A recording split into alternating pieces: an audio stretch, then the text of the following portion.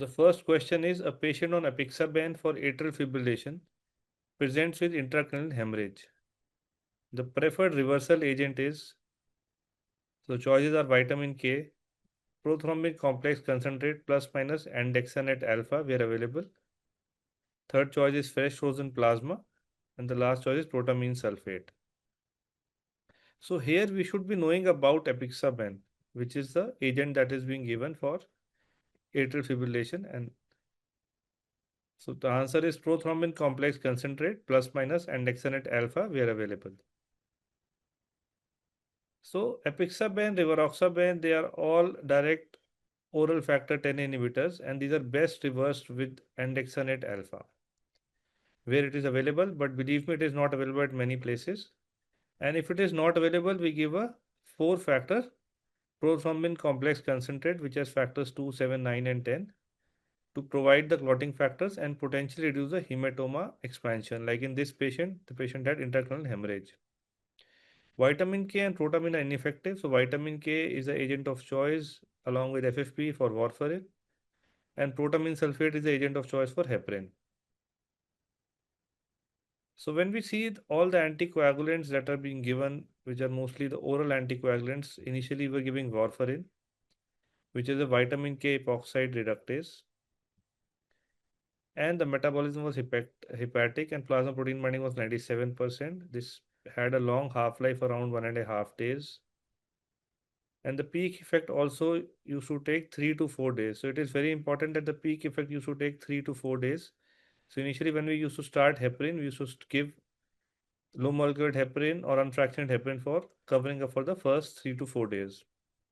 And then when we used to measure the INR, and when the INR was within the limits that we wanted, we could stop the heparin and we could continue with the warfarin. Now the newer agents which are commonly used are dabigatran, rivaroxaban, and apixaban. So dabigatran is a factor 2 inhibitor, and rivaroxaban acts on factor 10A, and same is the apixaban.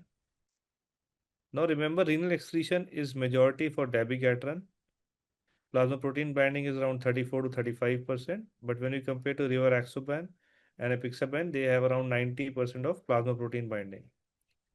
If you see, all of these have usually peak effect within 2 to 4 hours, and they have a large therapeutic index, but sometimes the patient do have side effects like intracranial hemorrhage, and we have to give the reversal agents.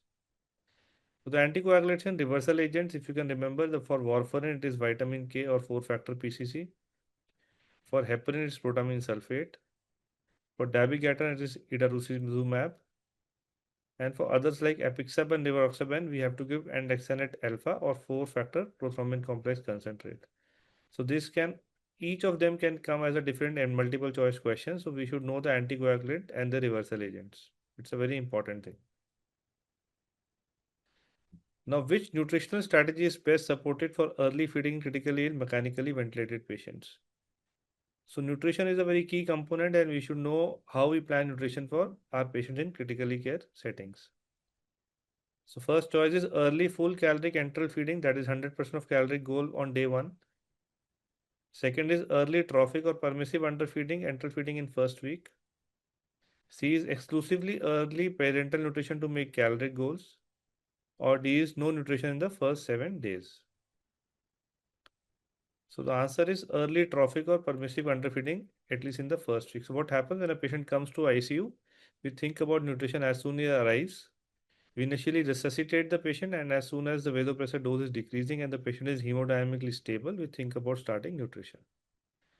So we want to use the gut as much as possible. First choice is oral nutrition, and second choice is enteral nutrition by a nasogastric tube. Only when the patient cannot tolerate this, we have to think about other routes.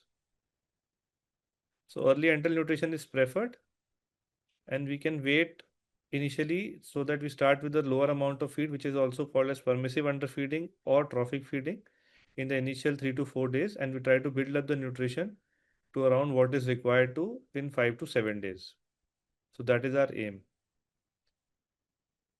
And we have to make sure that protein is delivered in the desired quantity, which is around 1.5 gram per kg, starting from initially only. So this is how we think about nutrition. Our choice is oral nutrition. If it is not possible, we think about enteral nutrition, and we start with low dose feeding, and we try to build up the nutrition in the first week. Only when after the first week we are unable to provide adequate nutrition can do we think about parenteral nutrition.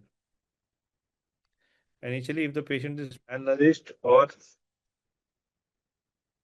okay.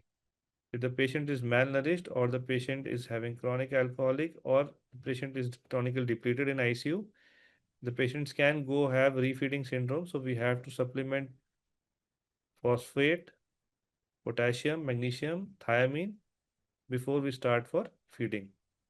Because when we give feed, we give a high caloric load, and these electrolytes they move intercellularly, causing them to be further depleted, and the patient can have muscle weakness and cardiac side effects.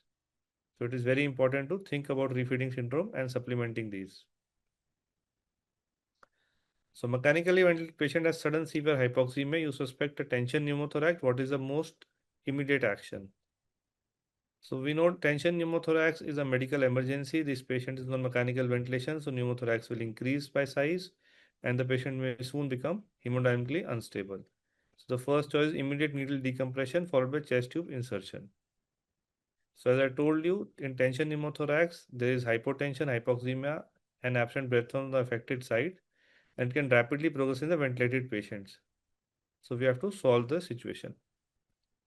In patients with severe sepsis, so nowadays phenotypes and endotypes are very commonly asked, so we should be aware of them.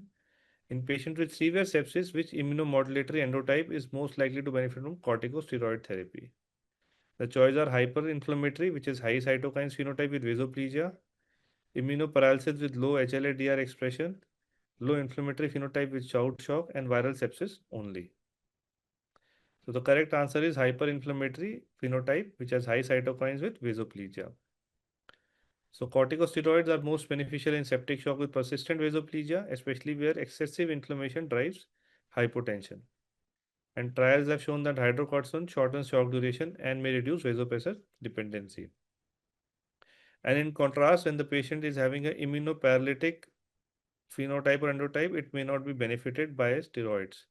So ideally, how are we trying to recognize? We are trying to use precision medicines and clinically bedside markers, a mix of them to identify the subphenotypes or endotypes to guide the steroid use.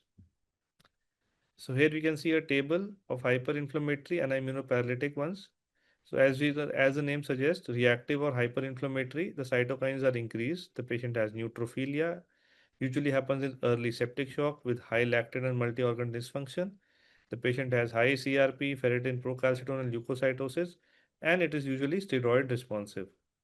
When we talk about immunoparalytic one, the patient usually has a decrease in pro-inflammatory cytokines, lymphopenia. This happens usually in late sepsis or secondary infections like VAP or fungemia. And the patient usually has a normal or low CRP, lymphopenia, and low HLA-DR. The patient may benefit from immune stimulants, but usually steroids are not that effective. So we have to try and identify which is a subtype or endotype of the sepsis or septic shock that we are dealing with. For severe hypokalemia with ECG changes in an oliguric ICU patient, which sequence of treatment is optimal? So now we have a patient who is oliguric, but still has some bit of urine that is being produced. And what is the sequence? So when the patient is have severe hypokalemia with ECG changes, we have to give the first agent of choice is calcium gluconate. Okay. So we have to give calcium gluconate, then insulin dextrose, and since the patient is oliguric, we have to think about dialysis in this patient. So when we talk about the first action in hyperkalemia is a membrane stabilizer. So is it the physiologic antidote of hyperkalemia is calcium gluconate. So we have to give 10 ml of 10% calcium chloride or around 3 times that of calcium gluconate infused over 2 to 3 minutes. It should be immediately given and the duration of action is 30 to 60 minutes.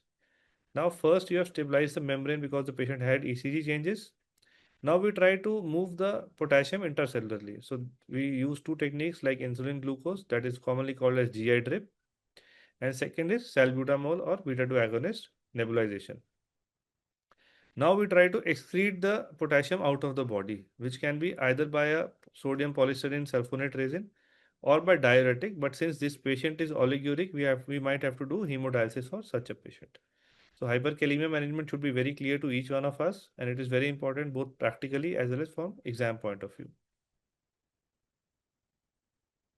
Now, patient with suspected heparin-induced thrombocytopenia has 4T score of 6. What is the best immediate action?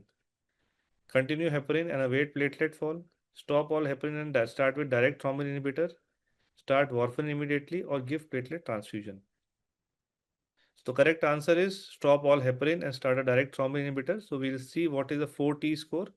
So the 4Ts define heparin-induced thrombocytopenia, and they have developed a scoring system around that. So first is thrombocytopenia, which tells us from the score is from 0 to 2 for each one of them. So total score is from 0 to 8. So in thrombocytopenia, if there is less than 30% fall, we give a 0 point. If it is between 30 to 50% fall, we give 1 point. And if it is more than 50% fall, we give 2 points. Or the lowest platelet is more than 24. And the timing then. So once we see thrombocytopenia, second is the timing of the decrease. So for 2 points, we need day 5 to day 10 or within 1 day of recent heparin in the past 30 days. So if the patient has got previous exposure to heparin, the platelets will fall immediately. And then we look for thrombosis. So proven thrombosis or skin necrosis will get 2 points and no thrombosis will get 0 points. Then we think about other causes of thrombocytopenia. So if we find none other cause from thrombocytopenia, we give 2 points. If we find some other cause of thrombocytopenia, we give 0 points. So we total the score and it can range from 0 to 8. So 0 to 3 is low probability of hit, which is less than 1%. 4 to 5 is intermediate probability, which is hit around 10%. And 6 to 8 score is high probability, risk is around 50%. So when we have hit of 6, the score was more than equal to 6 in the previous MCQ. So we have to stop heparin and start with NA, other anticoagulant. In this case, it was direct thrombin inhibitors, argatroban. So that is the whole logic. So hypotensive septic shock patient on prolonged high dose catecholamines develops ischemic skin changes and rising lactate despite improved mean arterial pressure. So this is, we are trying to start with a very new concept here, and what is the next best step? So we can either continue escalating doses of norepinephrine, or we can add vasopressin or angiotensin 2 and reassess perfusion, or we can think about starting phenylephrine or immediate limb amputation. So correct answer is add vasopressin or angiotensin 2 and reassess the perfusion. So this is a patient in which the patient was having ischemic skin changes and rising lactate. That means the perfusion was not adequate in spite of increased mean arterial pressure. So this is what we call as a vasopressor gap. So escalating catecholamines is not the solution here. We have to think about non-adrenergic vasopressors like vasopressin or angiotensin 2, which acts by different mechanisms. So the idea is we have to optimize the volume status, consider inotropes, and think about adding non-adrenergic vasopressors. A patient on continuous renal replacement therapy with regional citrate anticoagulation. So nowadays, regional citrate anticoagulation is the anticoagulation of choice in patients receiving CRRT. So the complications rising total calcium with low ionized calcium suggest. So the choice are citrate underdosing, citrate accumulation, hypoalbuminemia, and hemolysis. So the correct answer is citrate accumulation. So when we talk about rising total calcium and low ionized calcium during CRRT, which generates citrate anticoagulation, it suggests citrate accumulation. And this is usually because the patient has kind of deranged liver functions and they cannot metabolize citrate effectively, leading to a buildup of calcium citrate complexes. So the total calcium tries to increase, whereas the ionized calcium remains low. So we have to monitor the total to ionized calcium ratio, and it is usually more than 2.5 in these patients in which there is citrate anticoagulation, citrate accumulation. And we have to monitor the ionized calcium levels also in these patients. And we might have to reduce or stop citrate here and increase dialysis clearance or switch to some other mode of anticoagulation like heparin or no anticoagulation.